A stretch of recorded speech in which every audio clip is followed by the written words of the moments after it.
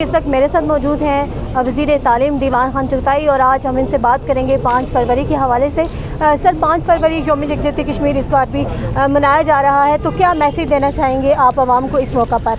देखिए कि इस दफ़ा भी हस्ब रवायत जो है वो आज़ाद कश्मीर के अवाम और पाकिस्तान के अवाम अपने मकबूजा कश्मीर के मज़लूम भाइयों के साथ इज़हार यकजहती करेंगे। उस हवाले से सदर पाकिस्तान भी आज़ाद कश्मीर असम्बली से ख़िताब करेंगे और मकबूजा कश्मीर के भाइयों के हवाले से अपनी पॉलिसी जो है उसको वाज़ह करेंगे। और आज के दिन के हवाले से मैं अक़वाम मुत्तहिदा से और पूरे अक़वाम आलम से ये मुतालबा करता हूँ कि जो इंसानी हकूक़ की पामाली मकबूजा कश्मीर में हो रही है उसके सद्देबाब के लिए जो है पूरी दुनिया को कोई ना कोई जो है वो हल करना पड़ेगा।